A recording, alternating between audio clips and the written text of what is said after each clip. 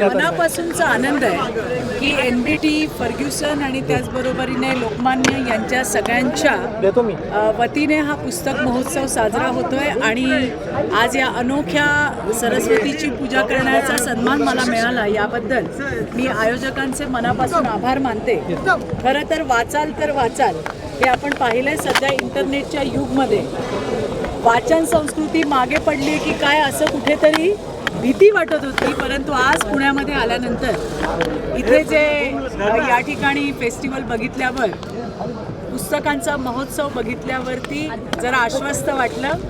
मागच्या वेळेचा अनुभव की 2 महिने लागले आयोजकांना सगळ्यांना सांगायला, परंतु आताची परिस्थिती बघा की आजही 100 जण हे वेटिंगवरती आहेत. अतिशय सुंदर आणि समृद्ध करणारा असा हा पुस्तक महोत्सव यांच्या आयोजकांचे मी मनापासून आभार मानते. त्याचबरोबरीने हा महोत्सव पुण्यापुरती मर्यादित न राहता ही चळवळ व्हावी आणि महाराष्ट्रातील प्रत्येक जिल्ह्यामध्ये अशा पद्धतीचे पुस्तक महोत्सव हे भरवले जावे असं मी आमचे महामंत्री, याचे आयोजक राजेशजी पांडे, आमचे नेता यांना मी विनंतीसुद्धा केली. एकूणच मंत्रिमंडळ विस्तार होणार आहे. यामध्ये संजय राठोड असतील, अब्दुल सत्तार असतील आणि असे तानाजी सावंत यांना मंत्रिमंडळात सहभाग करून घेऊ नये अशी सगळीकडनं भावना व्यक्त होताना पाहायला मिळते. एकूणच शिंदे गटातनं असतील किंवा भाजपकडनं देखील असतील ही मोठी मागणी करण्यात येते. मला तुम्ही जे दाखवताय तेच आम्ही पाहतोय, त्यामुळे नवीन काही माहिती माझ्याकडे नाही आहे. आणि वरिष्ठ नेते आहेत भारतीय जनता पार्टीचे, आमचे शीर्षस्थ नेतृत्व आहे आणि ते या संदर्भातले सगळे जे काही डिसिजन्स आहेत हे त्या ठिकाणी आमचे नेते घेतील. मलाही याच्याबद्दल काही माहिती नाही. जे तुम्हाला माहिती आहे तेच मलाही माहिती आहे. महिलांचं स्थान नक्की असेल, मला विश्वास आहे. आणि येणाऱ्या दिवसामध्ये तुम्हाला लाडक्या बहिणी या मंत्रिमंडळामध्ये नक्की दिसतील. तुम्ही संजय राठोड यांच्या विरोधात लढला तेवढी वर्ष. बघा, मी माझी भूमिका काही प्रश्न तर होत्या, तुम्ही त्यांच्या विरोधात लढला, आज ते तुमच्या सोबतच आहे, तुमच्या मंत्रिमंडळात असतील असं बोललं जातंय. तर तुम्ही तुमची भावना पोहोचवली का देवेंद्र फडणवीस यांच्यासमोर? माझी भूमिका मी मागच्याच वेळेला बोलले होते की ज्या वेळेला मागच्या मंत्रिमंडळामध्ये मंत्रिपद दिलं त्यावेळेला मी माझी भावना व्यक्त केली होती. माझी लढाई संपलेली नाही, कोर्टामध्ये केस चालू आहे हे मी पुन्हा एकदा आपल्या सगळ्यांना सांगते. आणि दुसरी महत्त्वाची गोष्ट की मागच्या वेळेला जे मंत्रिपद दिलं गेलं होतं त्यावरती तत्कालीन मुख्यमंत्री एकनाथराव शिंदे यांनी हे स्पष्ट केलं होतं की तत्कालीन मुख्यमंत्री उद्धवजी ठाकरे यांनी त्या ठिकाणी त्यांना क्लीन चिट दिल्यामुळे आम्ही त्यांना मंत्रिमंडळात घेतलंय. या वेळेला काय होतं बघूया. यावेळी विश्वास वाटते का तुम्हाला का घेणार नाही मंत्रिमंडळात? कोणाला? मला काहीच, कोर्टात तर केस चालू आहे, मी लढतीये. कुणाला घेणार आहेत कुणाला नाही घेणार आहे त्याच्याबद्दल मला काही कल्पना नाही. तो माझा रोल नाही.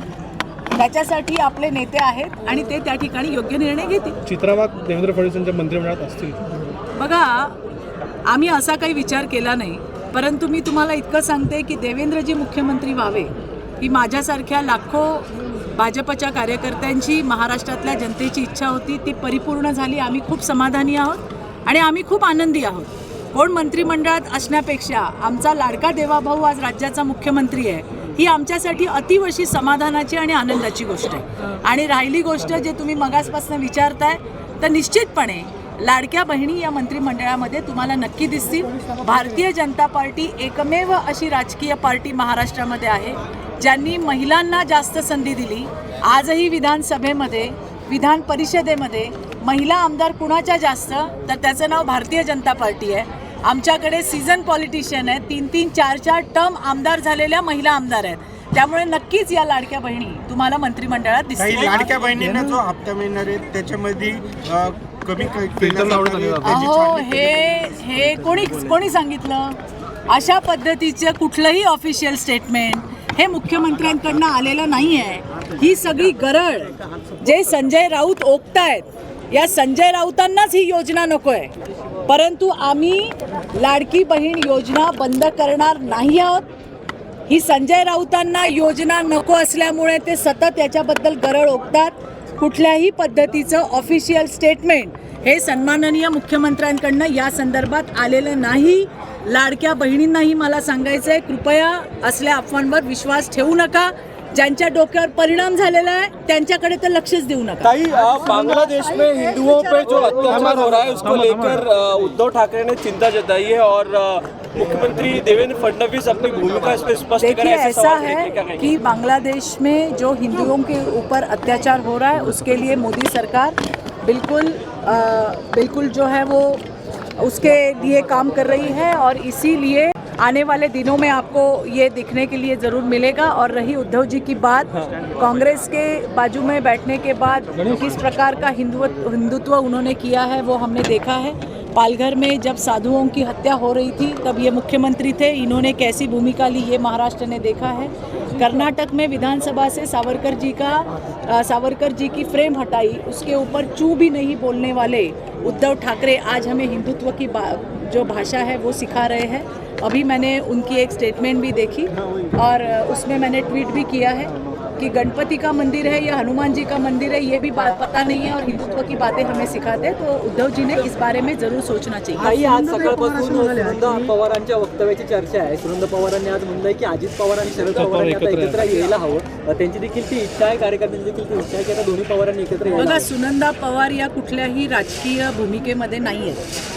त्या आमदाराची आई आहेत आणि सोशलमध्ये काम करतात. त्याच्यामुळे त्यांचं त्या ठिकाणी काय कुठल्या उद्देशाने त्या बोलल्या असतील याच्याबद्दल मला काय आयडिया नाही. पण जिस तरह के मेल मिलाप हो रहे हैं, कहीं ना कहीं चर्चा तो राजनीतिक गलियारों में हो रही है. देखिए, आने वाले दिनों में दिखेगा. आप भी क्यों इतनी जल्दी जल्दबाजी कर रहे हो? थोड़ा सब्र रखो, जो भी है बातें सामने आएगी. हमने भी इतनी जल्दबाजी करना कुछ अच्छी बात नहीं है, ऐसे मुझे लगता है. भाजपमध्ये हाँ, तर चर्चा अशी आहे, अमितभाई काल भेटायला गेले, दोन्ही राष्ट्रवादी भाजप सोबत जाऊ शकतात. नाही, मला काही आयडिया नाही, तो माझा रोल नाही. मी छोटी कार्यकर्ता आहे. पक्षाने जी जबाबदारी दिली ती जबाबदारी करण्याचं माझ्याकडे काम आहे. कोण येणार आहे, कोणाला घेणार आहे, कोणाला कुठे बसवणार आहे, मला काही आयडिया नाही. अहो, माझं चित्रावागचं नाही आहे, ही पार्टीचं डिसिजन असतं. स्वागत करायचं की नाही करायचं हे चित्रावाग नाही ठरवत, भारतीय जनता पार्टी ठरवते आणि जी पक्षाची भूमिका असेल ती आमची भूमिका आहे. आज प्रियंका गांधी बोलताना असं म्हणाले की महाराष्ट्रातलं सरकार जे आहे पैसे देऊन काढलं. हिमाचलमध्ये सुद्धा असाच प्रयोग जो आहे तो केला जातोय. देशाचा राजा घाबरट आहे, म्हणजे मोदी घाबरट आहेत. ईव्हीएम वरती नको तू बॅलेट वरती निवडणुका घ्या, दूध का दूध पाणी का पाणी होऊन जाईल. अहो, ज्या वेळेला यांच्या सीट निवडून येतात त्यावेळेला ईव्हीएम ओके असतं. आम्ही लोकसभेमध्ये ज्या वेळेला आमच्या कमी सीट आल्या त्याच्या दुसऱ्या दिवसापासून भारतीय जनता पार्टीचा प्रत्येक कार्यकर्ता आणि नेता कामाला लागला. 1.5 वर्ष जी यांना मिळाली होती यांनी कट, कारस्थानं आणि कुंभांड रचण्यामध्ये घालवली.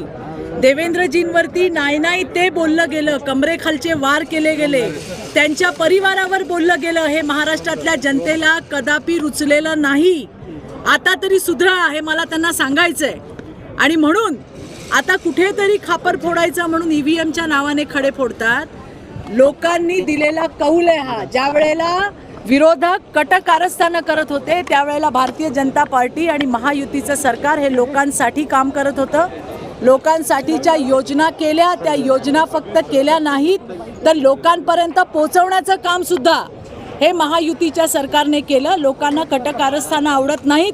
ज्या पद्धतीने देवेंद्रजींवरती आणि त्यांच्या परिवारावरती वार केले गेले हे लोकांना महाराष्ट्राच्या रुचलं नाही आणि त्याची परिणिती 23 तारखेच्या रिझल्टमध्ये आपल्याला दिसली. धन्यवाद.